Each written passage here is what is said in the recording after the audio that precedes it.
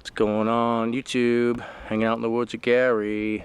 Stay tuned.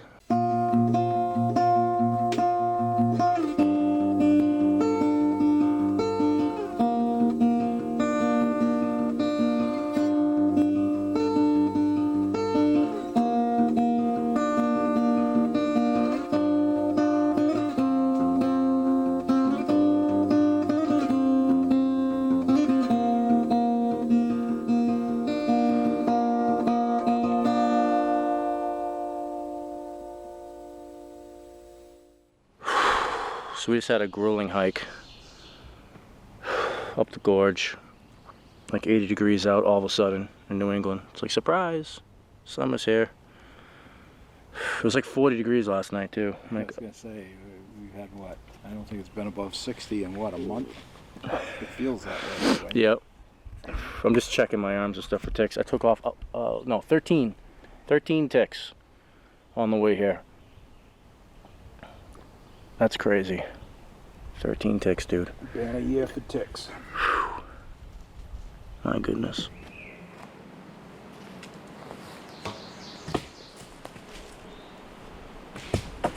Last time I was here, I gathered a bunch of firewood, sticks and oak and whatever. So, we'll get a head start.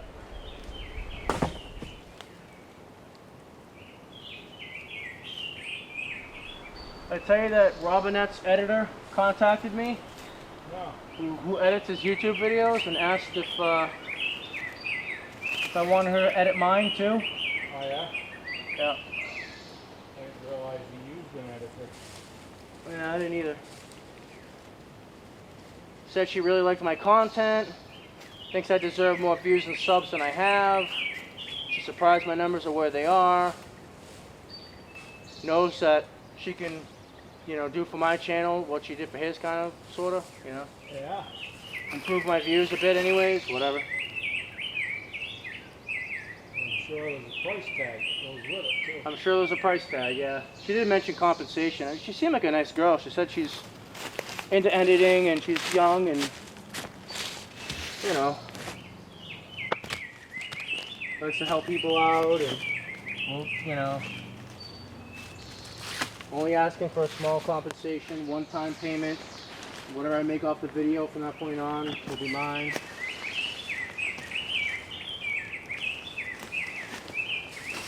Seemed like a decent deal anyways.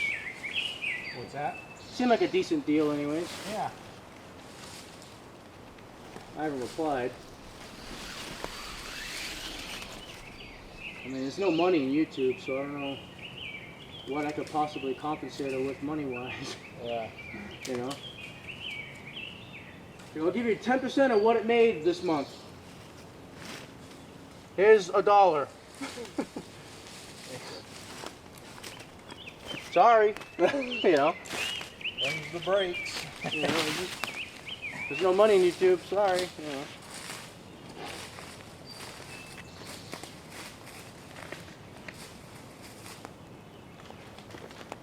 Hasn't been money in YouTube for a while. That's how YouTube wants it. Well, they want to make all the money. Yeah. Yeah, they make like $20 million a day. Yeah, like it would kill them to share the wealth, you know? Yeah, they're screwing everybody over. That's why Survival Lily made the video 2 years ago or so. Like, is it still worth it being a YouTuber or something like that? Had like a money sign on it or whatever. And, you know, they screwed us all over like 2 years ago. Used to make thousands of dollars a month, and it's like, pittance.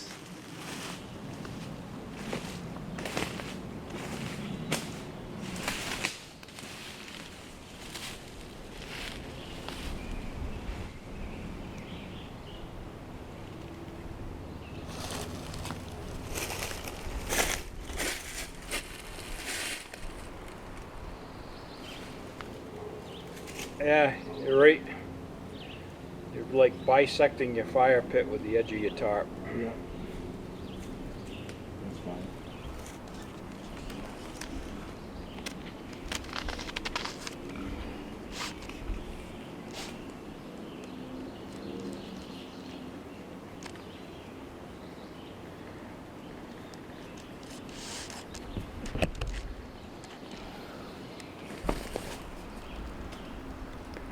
So here's my setup. Quick release, ridge line, both sides. My tarp has the rope just underneath it, and it's attached from this grommet, 2 half hitches to taut line hitch, kind of like a prusik knot. So that way I can slide the tarp around however I want, just slide both sides of it and it'll move along the ridge line. Trucker's hitch at each of the 4 corners, nice and strong. Again, to quick releases. And over the fire,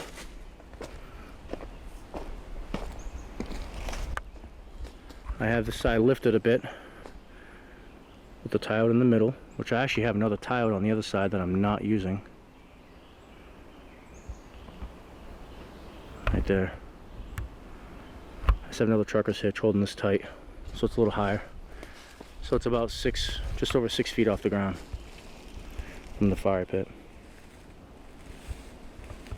My hammock is going to go from this tree to that tree underneath. Put the hammock over my shoulder so it doesn't touch the ground. That's 2 straps coming off of it.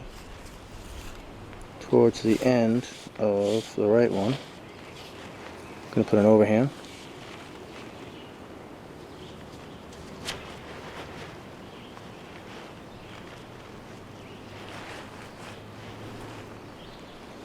To the left, I'm going to walk around the tree and tie off to it. So the knot I'm going to use is coming from my hammock. I'm going to go through.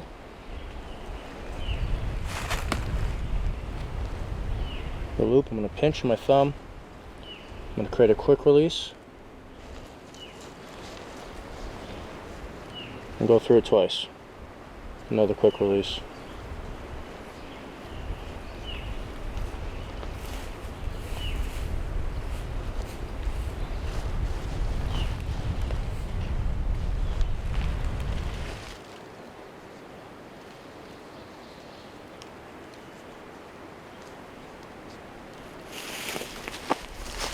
This is a close-up of the knot. Here's the loop I put in. I tied off 2 quick releases to it. All I gotta do is pull this. Both quick releases will come undone. Now if I find this is too close to the fire for what I want, I'm gonna drop it down a little bit. Then I'll just untie, probably that side. I'll just dump it into my backpack. One side will be tied. The other side, when it's time for bed, tie one side up, I'm done. I'm gonna drop it down a little bit though.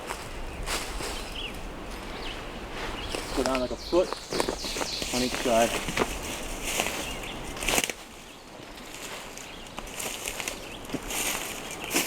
Let's see if that's a little better.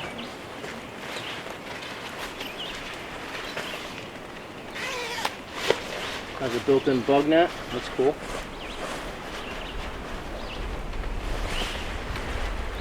It's gonna hold me.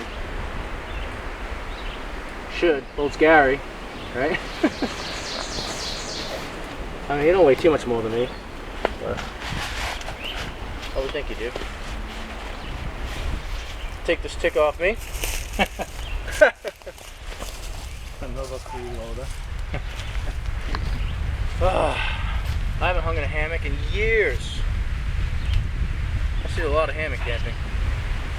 As my old videos attest, even in the winter. A little different, huh? I'll show you what I did later if you're interested. 2 knots I learned from Ray Mears, quick releases. Quick release with another quick release. It's pretty neat. Usually what I do is I go around the back of the tree and then I come around the front and tie the knots in the front. They're tied to each other, the rope, just in the back. As long as it holds it. Yeah. Let's see if I can get the old recliner in just right, you know, on the shoulder blades. Yeah, that hammock, it's not very wide. That's the spot. That one kind of lays, in my opinion, fairly flat. That's how I used to set mine up, really flat. A lot of people were throwing, oh, you should do this number, and there should be this many degrees, and all this kind of specific scientific stuff. But I just set it up so it was as comfortable as possible for me, and I just really... That's what I do too. I don't listen to... everybody says, like Josh Enyart, he hangs his... Never heard of him. He's one of... But anyways, how does he hang his stuff? He's one of Canterbury's new converts. Oh, yeah. Thing is it's kind of comical. He was on a Facebook group that I was in. He talked nothing but trash about Dave Canterbury. Hated the man. Had no respect for him, this and that, blah, blah, blah. Shitting all over him. And a lot of it went back to his military, his claims. His stolen honor, where he pretended to be more than he was in the military. Right. Yeah, he served for like 3 and 3/4 years as an MP in like Costa Rica or something, and hanging out with Rangers and Green Berets and everything, and later on said that he was one of them, but you know, he was just checking their badges, right? So. Oh, there's another tick. Anyways, you know, we had a discussion, and I said, look, I says, I don't have any love for Dave Canterbury. I says, but it's kind of hard to love a guy who says that. I says, the guy, you know, when he got called out, he owned it. Yeah. He apologized to everybody for it. He didn't go into detail. He just said that he lied on his application. He lied. He owned it and apologized and moved on. And yeah. I says, there's a lot of them out there that. A lot of people out there that have done something equally as egregious, and they won't apologize for their mistakes. They won't even own their mistakes. Yeah. So I says, you know, you can think what you want. I says, but he did serve in the military. I says, when you show me somebody that, you know, hasn't exaggerated a little bit on their resume to get, you know, a tit gig, he says, and I'll show you a fool, because anybody that... Most people do, yeah. Yeah, most people do, you know, and if they get caught, they get caught. He got caught, cost him his job. I said, so, you know, say what you want. I says, but, well, yeah, but next thing I know, I go to the Pathfinder gathering last year, and who's there? Josh Enyart. He's one of Canterbury's cadre now. I'm like, you know, and I so wanted to take Dave aside and say, hey, you know, this guy, you know, 6 months ago had nothing good to say about him. Which I bet he knew about, so he went out of his way to own him. Because he gets more of a thrill if he can possess somebody who used to be, you know, I just let it go. Opposite to him. But anyways, he hangs his hammock, he puts his hammock straps head height. Oh. Damn. So he sleeps and banana. I'm looking at the, so his knees or his feet are above his head. You know, or his something, hammock, when it's strung between the trees, is about, you know, level with his chest. And I'm like, how do you even get into that thing? You gotta dive into it? You gotta be like a friggin' a monkey or something, spider monkey to get in there. Yeah. I says, and if I got into it, I'd never get out of it. Yeah, that's funny. I have to hang mine low enough so that I can put my feet on the ground and touch ground. That's where I like it. So it's like a comforter. Yeah. Get my feet on the ground. Yeah. And in winter, I drop it down where I'm only a couple inches off the ground so I can feel the heat from the fire too. Yeah. I just use my bedroll to protect from embers, you know, protect it. I did that for years. Are you kidding me? Until one day, an ember landed in my hammock when I wasn't in it, and I hadn't put in the blanket yet to protect it. I set it up, had the fire going, whatever, and popping, snapping, and I saw when I landed in there, I kicked it out, burned a little hole right in the middle. Yeah. And when I put my weight in it, separated like the Red Sea and Moses, man. Right on the ground. Yeah, that's the problem with hammocks. Once you puncture them, you got a hole someplace. Yeah. Just be careful. So I just slept on the ground that night. Careful around the fire with that. The hammock ended up being my moisture barrier on the ground. And that was that.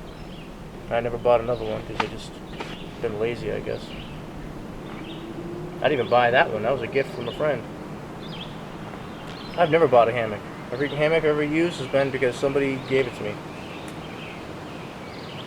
A buddy of mine wanted to try hammock camping because it's super light, and he's like an ultralight freak, but he didn't like it. Didn't like how it put pressure on his knees, and rather sleep on the ground.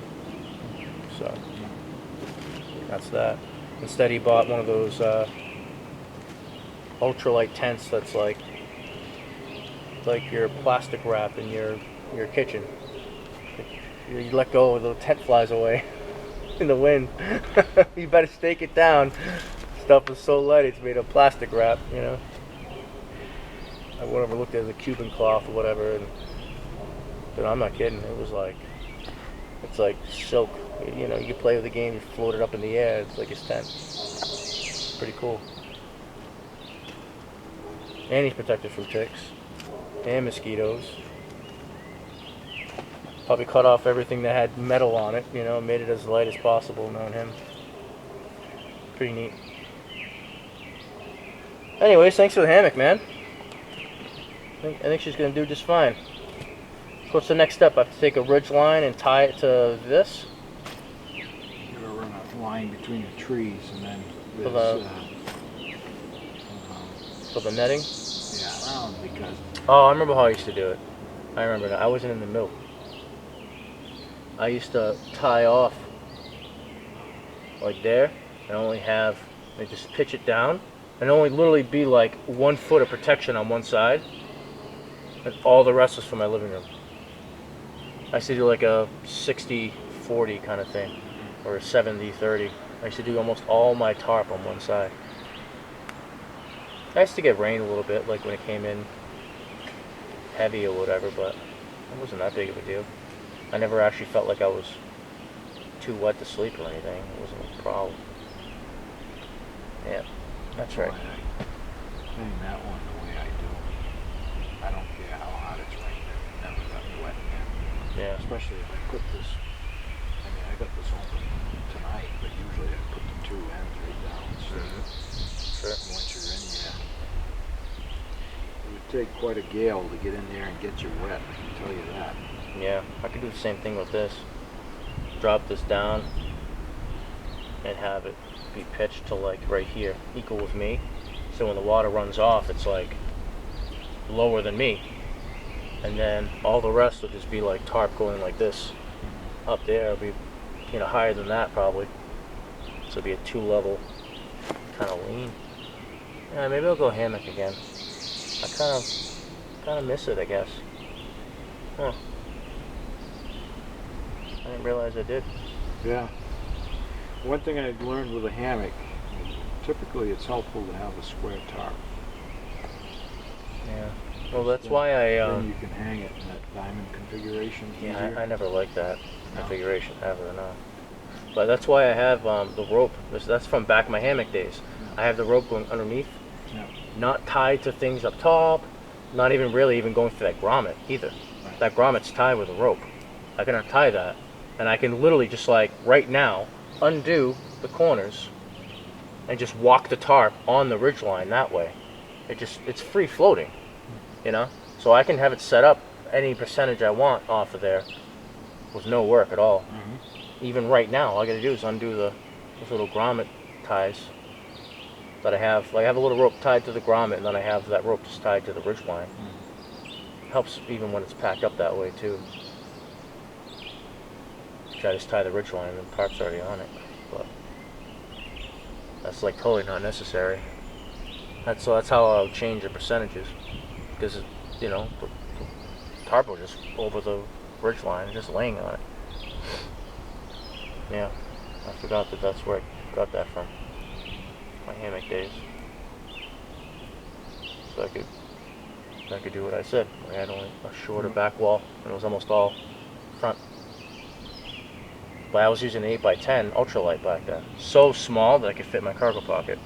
And ultralight hammock could fit in the other pocket. I could literally have a shelter system in my pants. and they weighed like nothing. The rope weighed way more than the material. Not even close. So I've decided to put the hammock, leave one side tied, and untie one side and just stuff it in my backpack right over there for now. So that way it's not going to be damaged by the fire or anything. So I'll show you how quick this quick release comes undone. I'm going to just grab it so it doesn't hit the ground when I'm done. That's it. Phone's my weight and I can just pop it.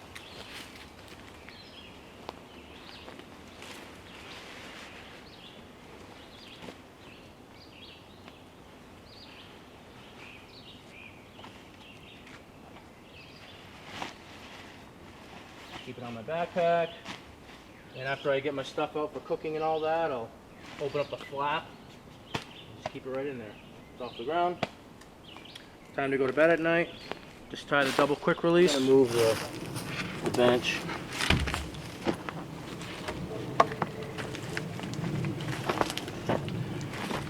Look at that pet.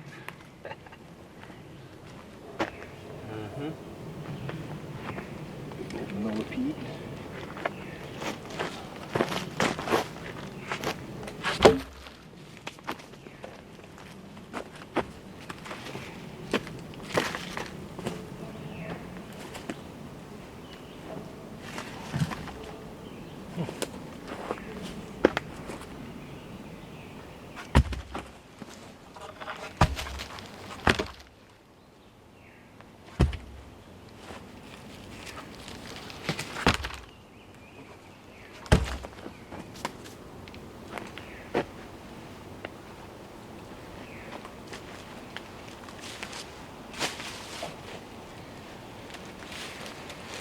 Is your camera rolling? Yep, it's rolling. Rolling. Mitch has got a pet.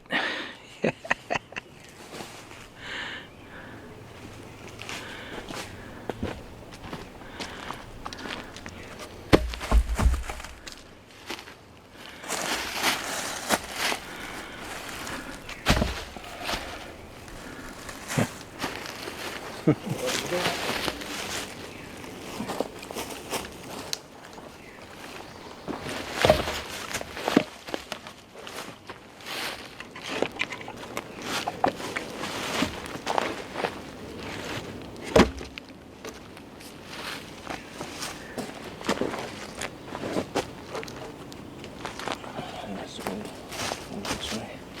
that? Has to go more towards you. Okay.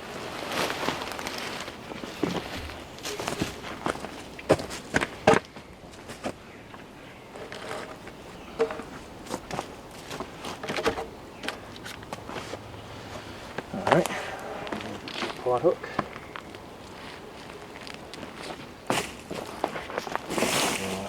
The other side. Okay, let's do that.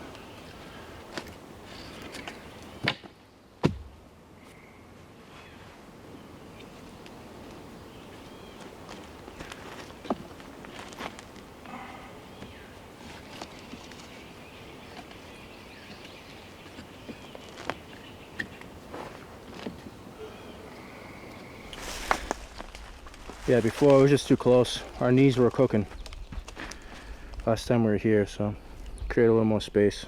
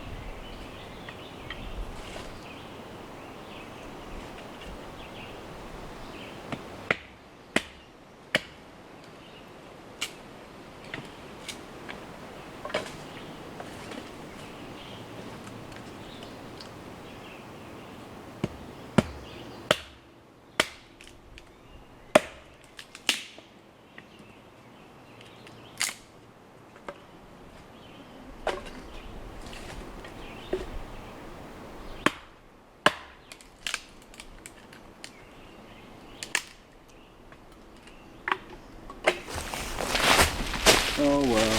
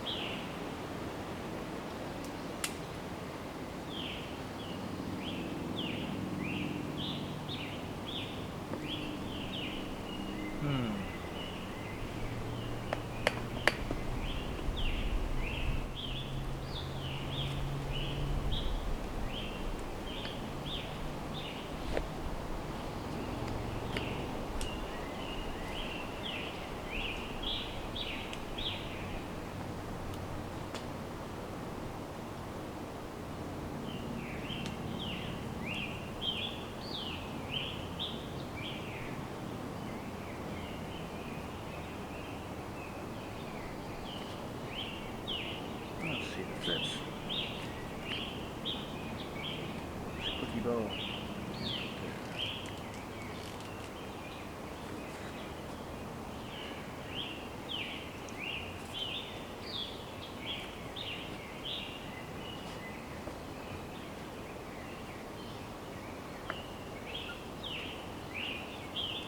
My boots are like falling apart, man. I need new ones. Yeah. Pretty bad. Who makes them? These are Keens. Yeah, they're a couple years old.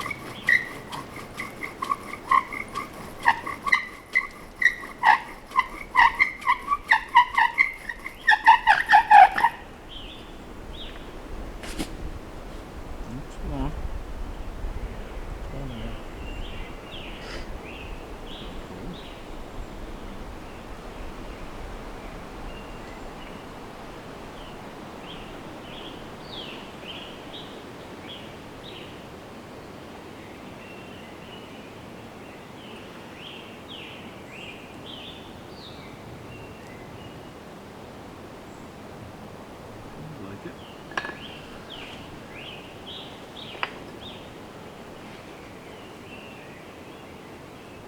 A lot easier than the last time. Yes. Sure was.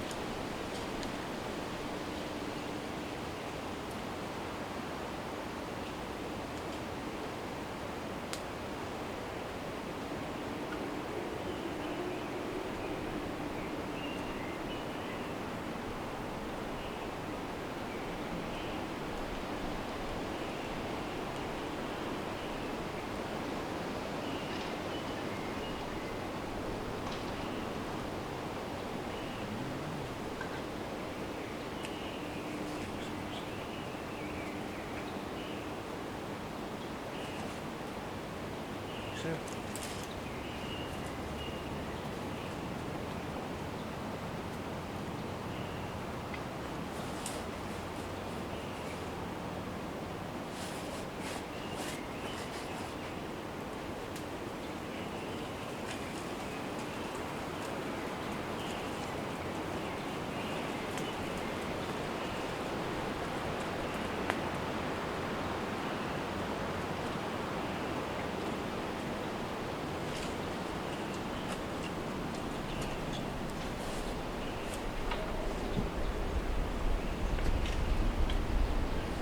All right. Right for you. I think we're put the bench in the wrong place there, Rich. Maybe we should move to that side. Maybe we'll switch. We'll see how the wind goes. Well, we can move it again if it's not the right spot.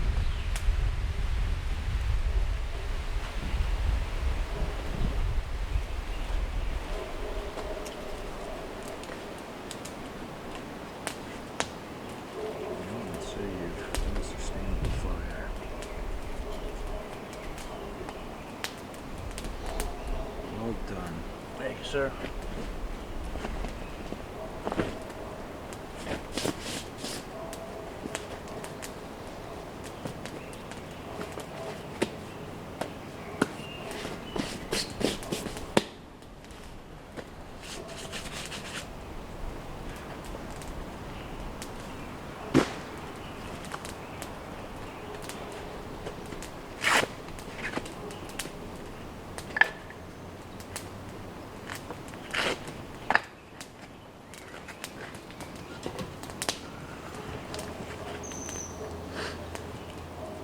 Yeah, this is just a stick I picked up.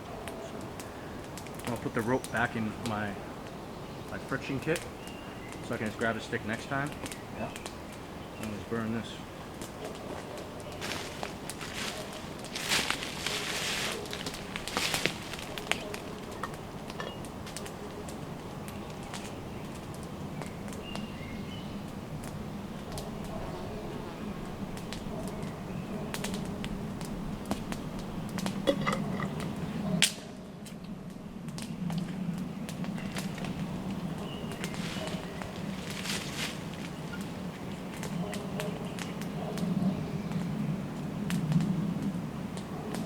What's cool too is that I didn't even scavenge for that tinder bundle. I literally just grabbed like what was just in my pouch, just random from years of use, whatever's in there. I didn't even, Pieces, yeah. you know, I just grabbed whatever's at the bottom.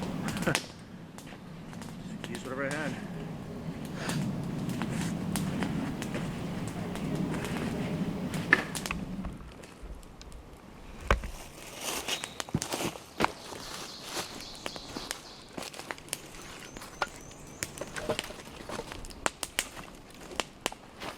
Yeah, I've got some split stuff over there too.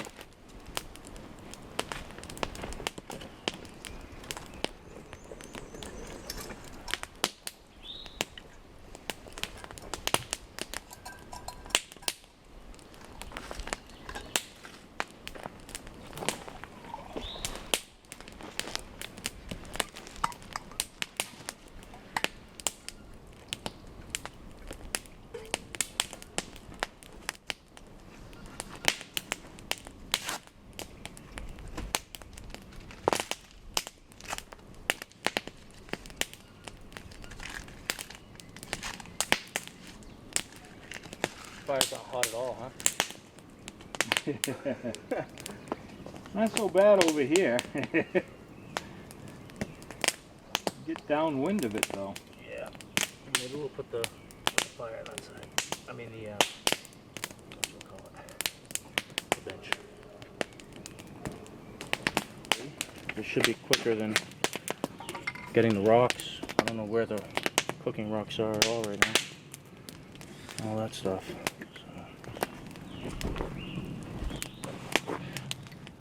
Yeah, that's weird. Where'd the rocks go? I don't know. Have we not cooked steaks here yet? Maybe we haven't cooked steaks here yet. Um, Oh, I guess we haven't, huh? no. We gotta find rocks. There's beans, or the last one, right? Right. And pan cooking. Lots of pan cooking going Yeah, on. we cook liver in a pan. Yep. Yeah, so you had your skillet, your cast iron skillet. Yep. Alright, so we'll have to find some cooking rocks if we want to do steaks.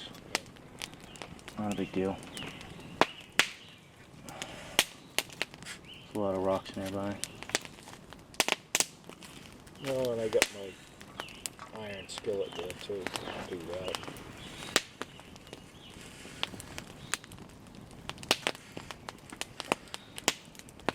I'm not sure how that's going to work, Mitch. We'll see. Wow, dude. It's like hot as hell in there.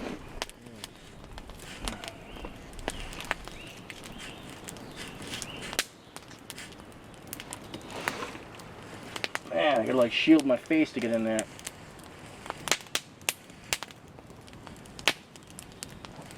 Alright, she's in. Whoop. Whoop.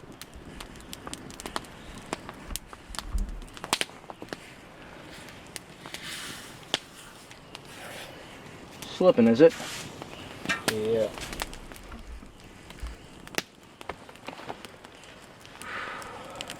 Yeah, give me one more.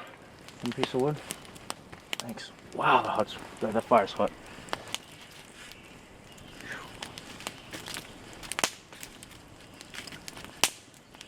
Toasty.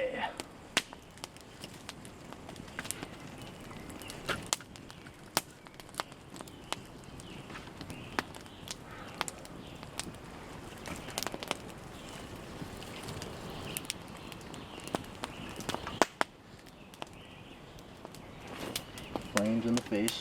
Oh, It look like you're getting a little sunburned over there. I feel like it. Your face is looking like it's cooking. It is, dude. I gotta get that just right. It's a little too low. On the back. Try that. Oh my god, dude.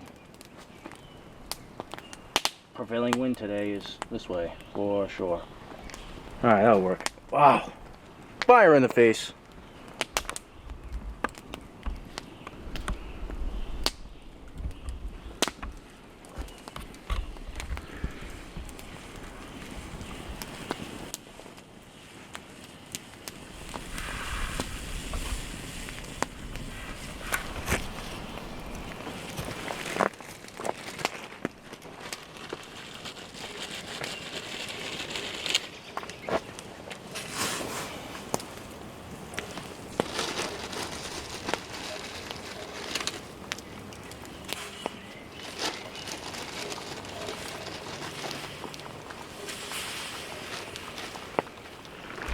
Other than your bacon. Hey, I like limp bacon. That limp bacon, yeah. Into that, I'm gonna throw a chunk of butter. A smear of it. Yeah, let's use a stick.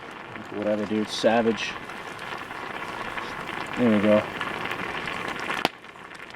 Pasta oil.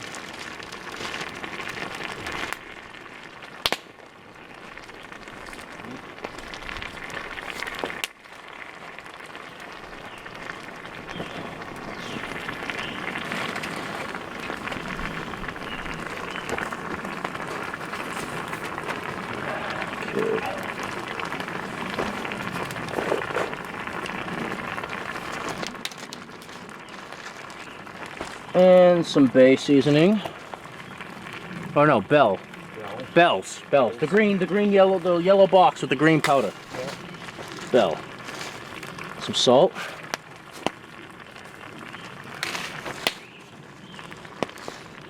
Garlic powder.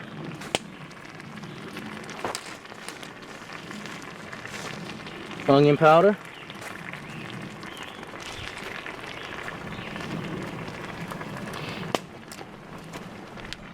Sesame oil.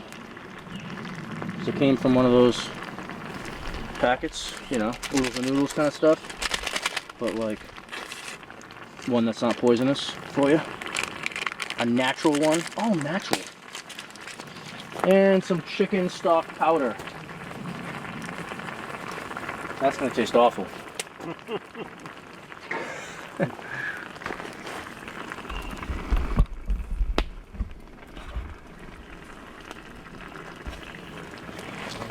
Tea is bubbling there. Perfect. My tea's ready to go. Glad to hear it. Dude, I can't even stir that. Take the pot off. I'm not taking off the fire to stir it. Yikes.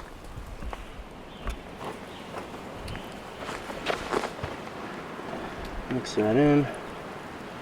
And obviously the water already in it. Just gonna make the sauce with the oil and butter.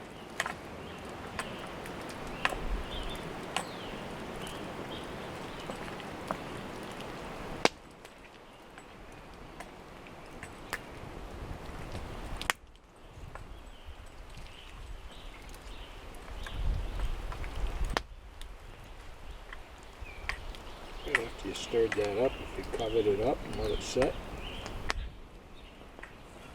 it'll probably finish cooking. You're probably right. Actually, I think it's pretty well cooked.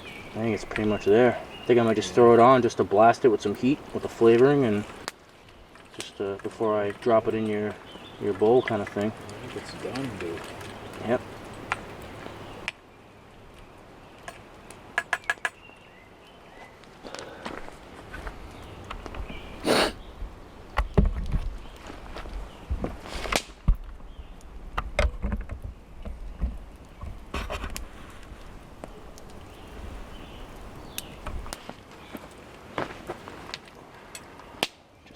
Touch it off while I get my bowl ready. Yeah, that's I better go find mine.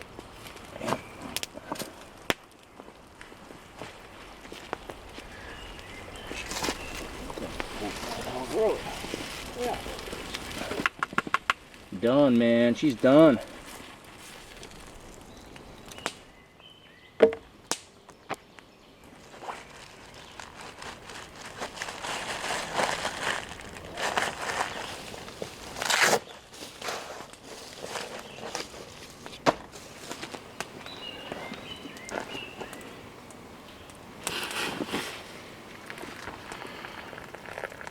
That's going to give the inside of that cup a nice Patina?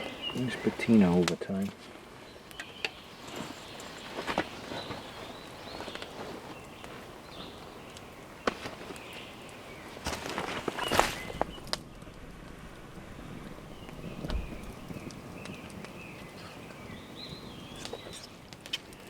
Well, that's a good sign. There's mine if you want to serve up grub.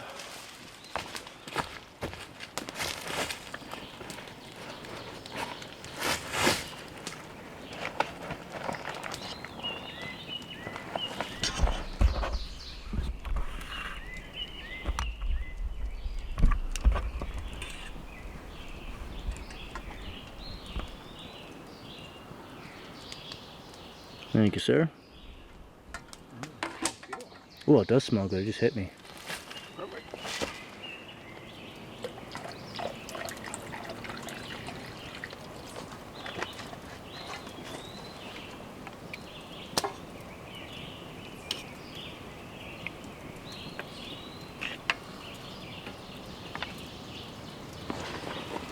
There you go, sir.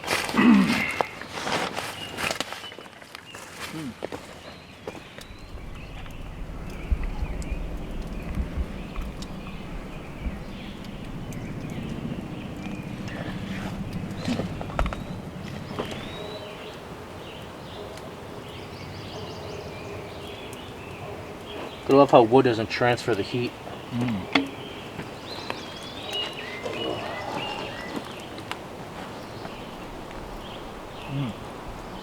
Tastes like Thanksgiving. Nice. Oh man. Good. There's the first cup of tea in this cooksa. Really? Yeah.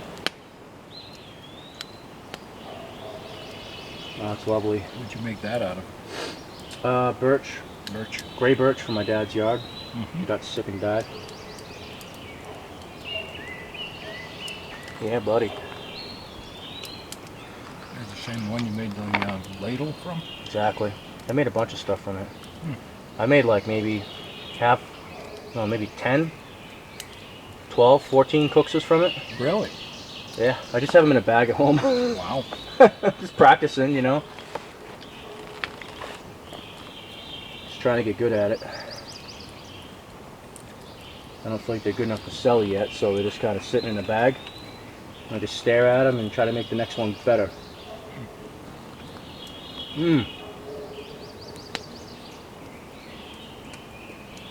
It's honestly better than I thought it'd be. Mm-hmm. Last time I attempted this, it was pretty bland. I had it with you. It was like, not bad, you know. I thought it was pretty good. Yeah, it was okay. This time was another level though. I think you added a couple of things to this batch. Yeah, I added butter. And, yeah, I don't know, some other stuff. Bells.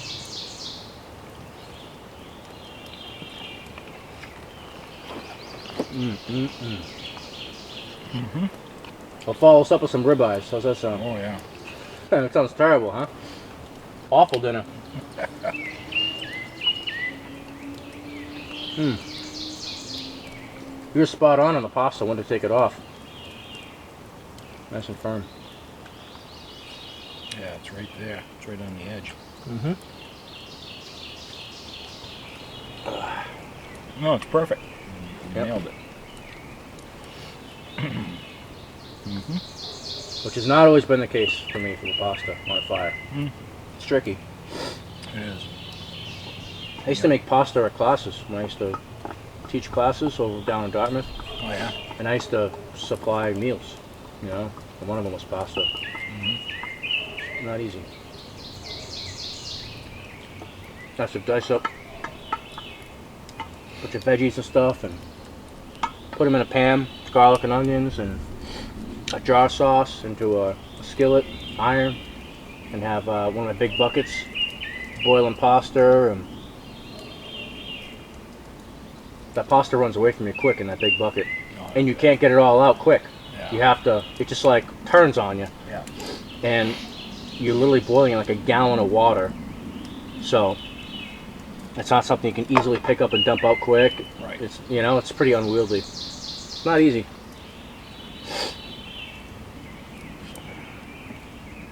But I'm telling you, man, pretty happy with this thing right now. It seems to hold a good amount. Yep. Took about half of what you had there, didn't it? Yep. That's what, 16 now, 20 ounce? Honestly, I don't know. Most of them are 20, 25 ounce. But I mean, I cups. already have the sugar in there, the tea. All I gotta do is just, like I'm doing right now, just refill it. Right. Big deal. Add milk after. Yep. And that's it.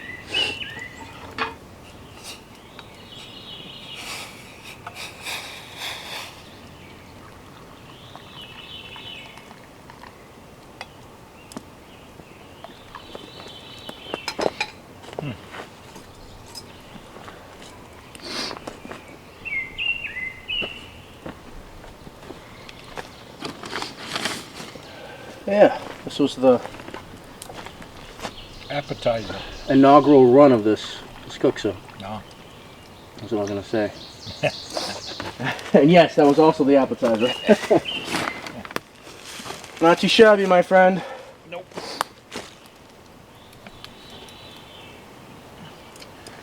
Very good.